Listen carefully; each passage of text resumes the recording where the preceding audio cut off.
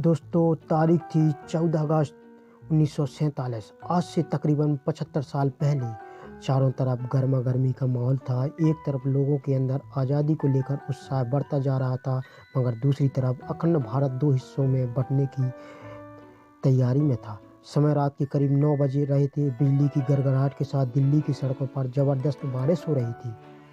अलग अलग जगह से आकर लोग रायसेन हिल्स पर इकट्ठा हो रहे थे। कुछ ही देर में लाखों की तादाद में इकट्ठा हो चुके थे। रात के करीब 10 बजे जवाहरलाल नेहरू, सरदार वल्लभ भाई पटेल और राजेंद्र प्रसाद और माउंटबेटन वायसराय हाउस पहुंचे। अब कुछ ही समय बचा था भारत को आज़ाद होने में। कुछ लोगों के चेहरे में मायूसी थी तो कुछ लोगों के चेहरे में उत्साह था। यहाँ पर जवाहरलाल नेहरू अपनी स्पीच शुरू करते हैं।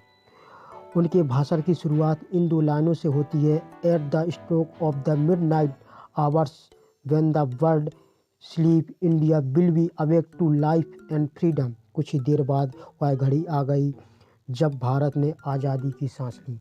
रात 12 बजे शंखनाद से हमारे देश की आज़ादी का आरंभ हुआ, जिसमें ग्राउंड पर खड़े लोग महात्मा गांधी के नाम के नारे लगाए जा रहे थे।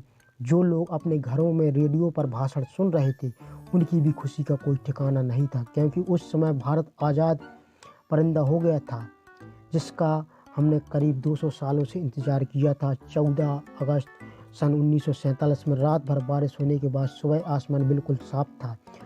जब सुबह 8:30 बजे पंडित जवाहरलाल नेहरू और उनकी कैबिनेट ने शपथ ली और जिसके बाद अंग्रेजों का झंडा हटाकर आज़ाद हिंद का झंडा लहराया गया, जिसे देख सभी की छाती चौड़ी हो गई थी, क्योंकि हमने वो झंडा दिखने लगा था जिसे हम बरसों से देखना चाहते थे।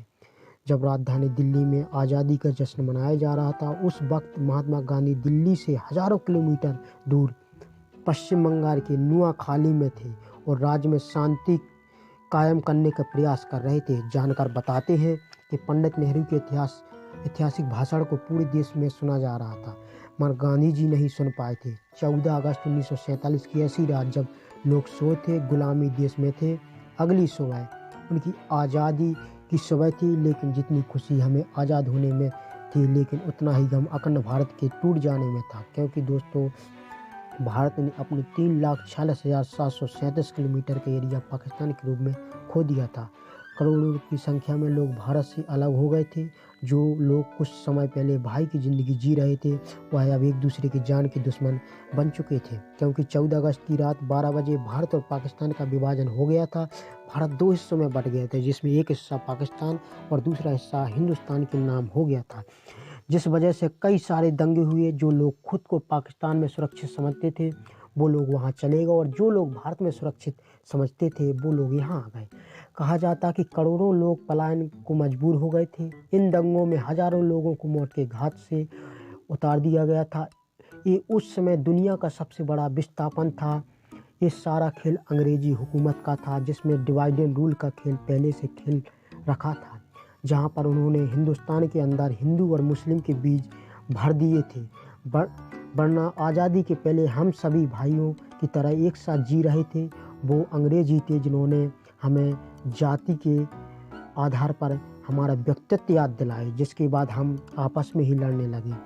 और दोस्तों, हिंदुस्तान और पाकिस्तान की सबसे बड़ी वजह ये भी थी कि मोहम्मद अली जिन्ना देश के पहले प्रधानमंत्री बनना चाहते थे, लेकिन पंडित नेहरू को प्रधानमंत्री बनने का वादा महात्मा गांधी पहले ही दे चुके थे, जिस वजह से मोहम्मद अली जिन्ना ने अलग देश मांग, और इसी वजह से ये सारा फसाद शुरू हुआ। इसी वजह से ब्रिटिश ने माउंटबेटन का भारत आखिरी वायसराय बनाया था, ताकि इसके बाद भारत को आज़ाद देश घोषित कर दिया जाए।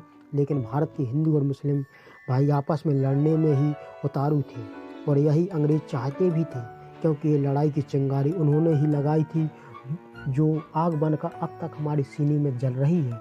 लेकिन दोस्तों, इसमें अफसोस की बात ये भी है कि अंग्रेज़ों ने हमारे साथ हर वो जुल्म किए जो हम याद करें तो हमारी आंखों में आंसू आ जाते हैं।